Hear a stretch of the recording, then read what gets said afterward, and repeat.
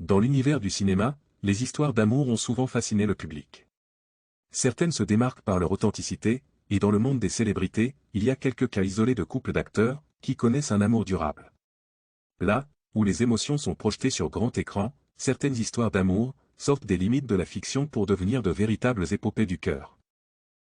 L'histoire de Paul Newman et Joanne Woodward en fait partie. Avant de se rencontrer en 1957, ces deux légendes ont déjà forgé leur propre voie, dans l'industrie du cinéma. La suite de leur histoire va non seulement les réunir, sur et en dehors de l'écran, mais aussi faire d'eux l'un des couples les plus mythiques d'Hollywood. Leur histoire ne se limite pas à l'écran, elle reflète une passion réelle qui a résisté à l'épreuve du temps. Ils ne se quitteront pas pendant 50 ans, jusqu'à la mort de l'acteur en 2008.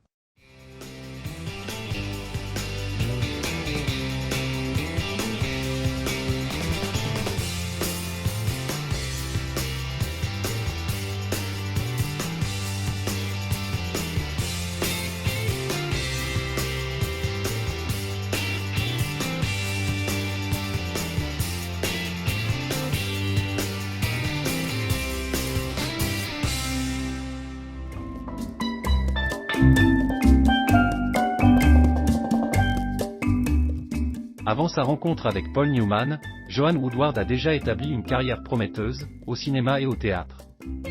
Née le 27 février 1930, à Thomasville, en Géorgie, elle est la fille d'une libraire et d'un avocat.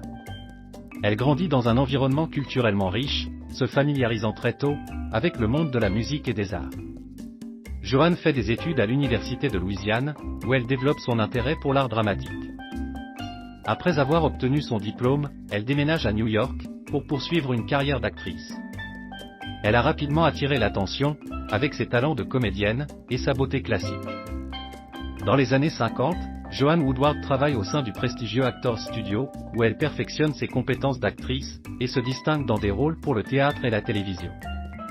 Elle fait ses débuts sur grand écran, remportant un Oscar de la meilleure actrice pour son rôle dans Les Trois Visages d'Ève, en 1957, un film qui a prouvé sa capacité à incarner une gamme complexe de personnages. Bien avant de rencontrer Paul Newman, Joanne Woodward est donc déjà une artiste reconnue et respectée dans le milieu du cinéma.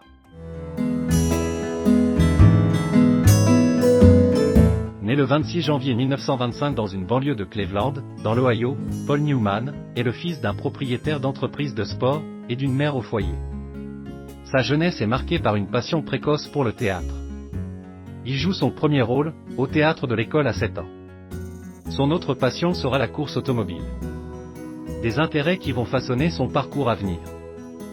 Après avoir servi dans la marine, pendant la Deuxième Guerre mondiale, Newman décide de poursuivre une carrière d'acteur. Il étudie l'art dramatique, à l'université, et rejoint lui aussi l'Actors Studio à New York, pour affiner ses compétences. Sa stature et son talent lui ouvrent rapidement les portes du cinéma et du théâtre. Paul Newman fait ses débuts au cinéma dans les années 50, gagnant rapidement en popularité, grâce à des rôles mémorables, et à sa présence à l'écran. Ses performances lui valent éloge et reconnaissance. Il est aussi passionné de course automobile. Ce n'est pas seulement un acteur photographié au volant d'un bolide, mais un pilote reconnu, qui gagne des courses. Il participera aux 24 heures du Mans, en 1979, et fera sa dernière course à 80 ans.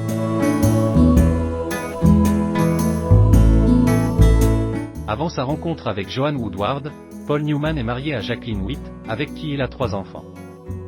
Cependant, sa relation avec Joanne va bientôt devenir le chapitre le plus significatif de sa vie personnelle, apportant une nouvelle dimension à sa carrière et à sa renommée. Leur rencontre a lieu pendant un tournage en 1953. À l'époque, Paul Newman est un acteur relativement peu connu, et Joanne Woodward est déjà une actrice établie à Hollywood. Lorsqu'ils se rencontrent, Paul est encore marié.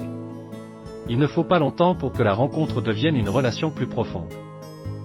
Joanne trouve que Paul a de la personnalité, et qu'il dégage de la confiance en lui.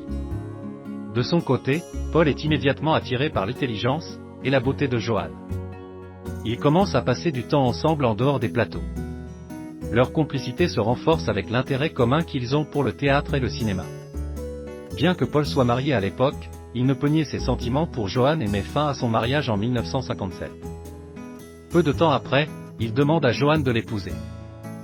Le 29 janvier 1958, le couple se marie lors d'une cérémonie intime à Las Vegas.